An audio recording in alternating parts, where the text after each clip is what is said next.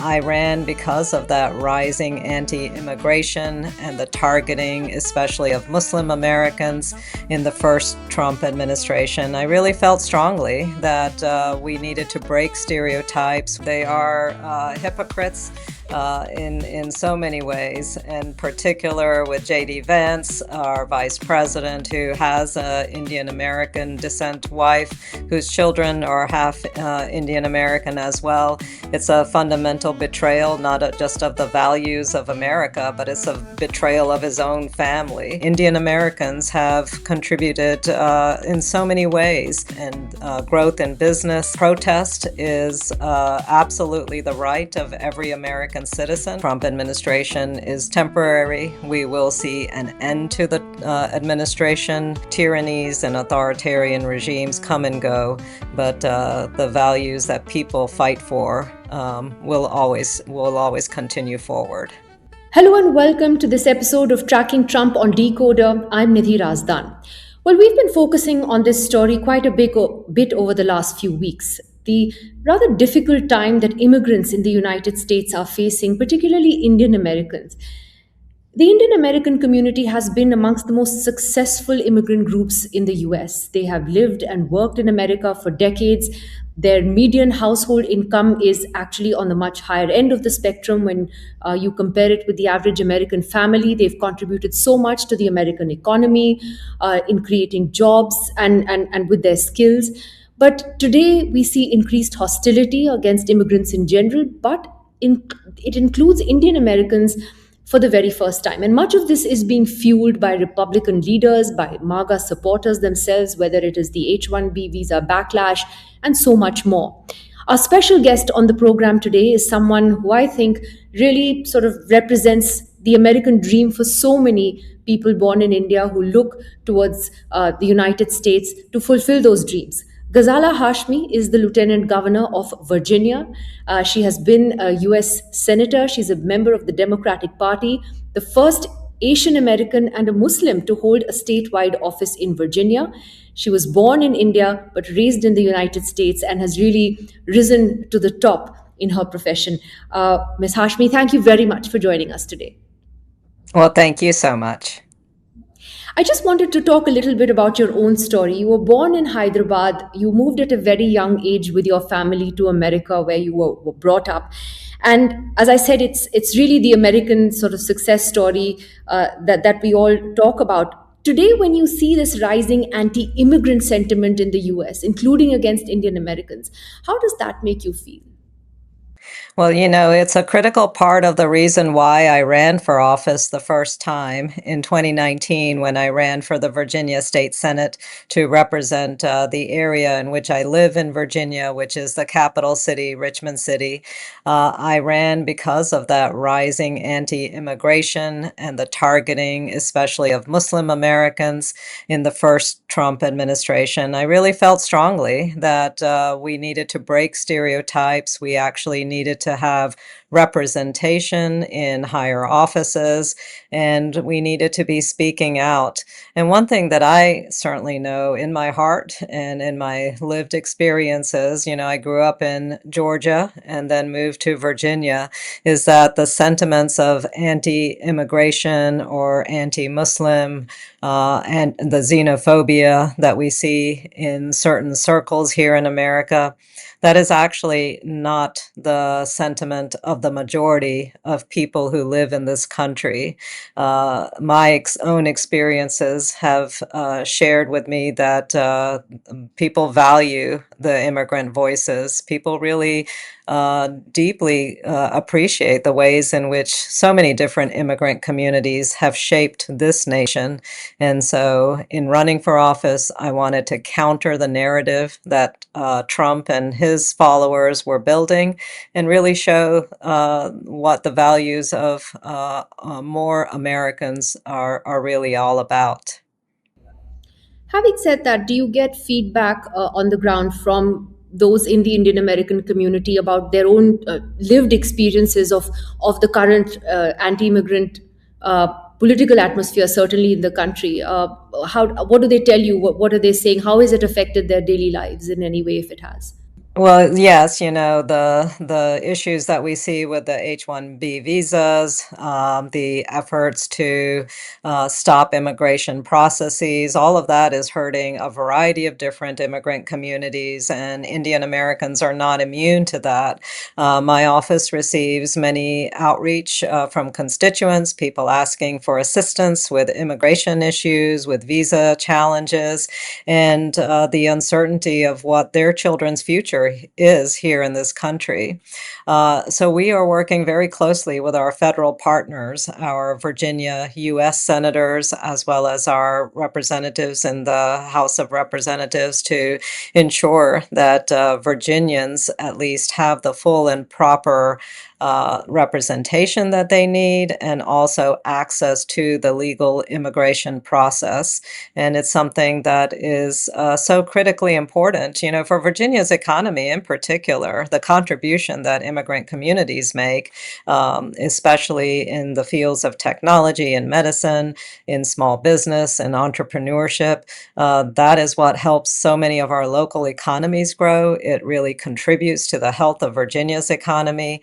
And in Virginia, we deeply value the role of immigrant communities. And so we work very closely with so many people to ensure that there's stability for families and that there's opportunity for a strong immigration process here. I mean, what do you make then of the sort of stunning Republican hypocrisy on this? I mean, the vice president has an Indian origin wife, and yet talks very strongly against immigration, and that hypocrisy is everywhere. Currently in the Republican setup. Hypocrisy is a good word. You're right. They are hypocrites in so many ways, in particular with J.D. Vance, our vice president, who has an Indian American descent wife whose children are half Indian American as well. It's a fundamental betrayal, not just of the values of America, but it's a betrayal of his own family. And this is the issues that we are fighting against with our Republican counterparts.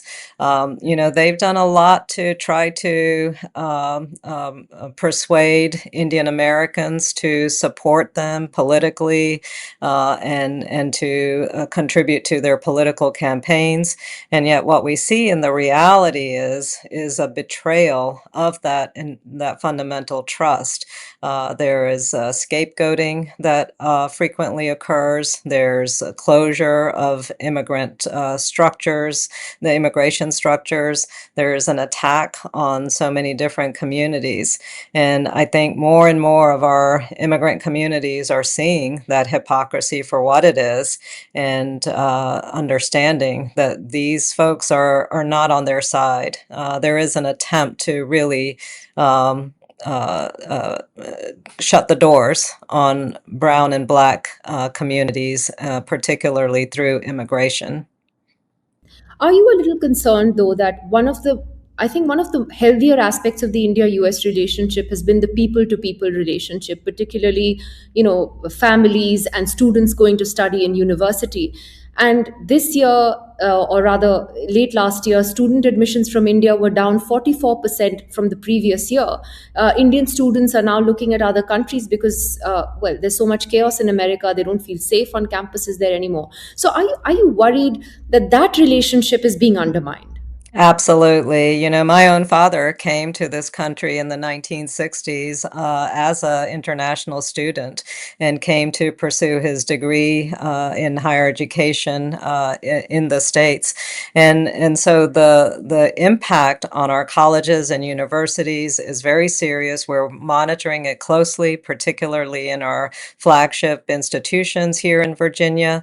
And we know that in order to meet the critical workforce demands that we have in a growing economy and a changing economy that is increasingly driven by technology, we need the skills and talents of so many. And Indian Americans have contributed in so many ways to fields of technology, medicine, and growth in business. And this is going to have a serious impact on our ability to meet the workforce needs. And so we are, now that this new administration has come into office here in Virginia, my Democratic colleagues in leadership, we are fighting to ensure that our international students continue to be welcomed here, continue to know that they are wanted, and we will certainly be doing more extensive outreach to our international students to ensure that they have a pathway to come to our universities and to contribute in critical and important ways. Can I ask you a little bit about your own political journey and what it's been like for you to reach where you are today? You have many different hats. As a woman, as a Muslim woman, the Indian origin hat. How tough was it to get to where you are? Well, I'll say it's very tough. The political process is tough for any outsider in particular. And as we know, women have been historically disenfranchised in so many political circles.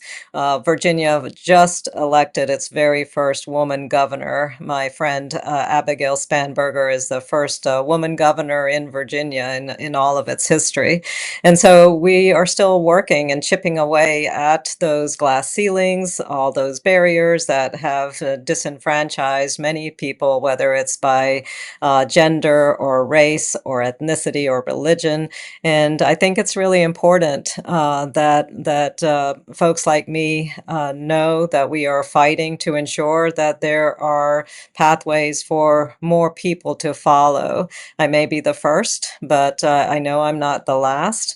And one thing that has really inspired me is the level of outreach that I've received from women all across the country, across the world, frankly, young women in particular, who say because of the success that they've seen for me and for Virginia, they feel that they have an opportunity to pursue their dreams and that they are really very much engaged. So that is so meaningful to me. And very inspirational, I must say, to overcome all of that and reach where you have. Finally, Ms. Hashmi, just wanted to ask you about the ICE protests in America at the moment and the sort of what we were all watching around the world with horror, actually, to see immigration officials literally killing American citizens, and or it shouldn't kill anybody, frankly, but people for just protesting. Um, the remarkable thing about, for example, what is happening in Minnesota is that people have come out onto the streets and said, we don't want ICE. Do you see this growing now across states, this sort of this backlash against their measures and their high-handedness? Absolutely. You know, the Trump's ICE is very different from the traditional system of immigration and custom enforcement. In previous administrations, these officials were highly trained, they understood federal law, and they certainly weren't thugs on the street. And sadly, what we see in this version of ICE and Border Security Patrol is the hiring of large numbers of people who have not been trained, who certainly don't know the regulations and the laws and feel like they are above the law. That's what they're actually saying, is that they can act with impunity. And this puts such a harm to our real law enforcement officials, our local police departments, our local law enforcement officials who are aghast at what is happening in the hands of ICE. And protest is absolutely the right of every American citizen, as it is in every democracy. It's a healthy response to a very unhealthy situation that we see right now. And I think we're going to see an expansion of those protests, rightfully so. You know, just last evening in a locality just outside of Richmond City, where I live, the federal government is proposing to build a very large detention center for immigrants, and citizens came out in thousands. We had such large numbers of individuals who came to protest their local government authority to say, we don't want this in our city and we don't want it in Virginia. And I think it just demonstrates that the average American, the American who really values the history of democracy, the history of immigration that has built this country, is absolutely not going to stand for this violation of constitutional rights. I think absolutely, and that it's really remarkable that people are at the forefront of this and pushing back on this. Finally, Ms. Hashmi, to those Indians who still look to America as a land of opportunity, many people today wonder whether or are thinking twice about whether to send their kids there, whether it's really worth pursuing this dream anymore. I know so many H-1B visa holders who are now stuck because their visa interviews have been abruptly pushed to like a year from now. They came home for the holidays and find that they can't go back. So is that dream still worth pursuing is my question. What would you tell them?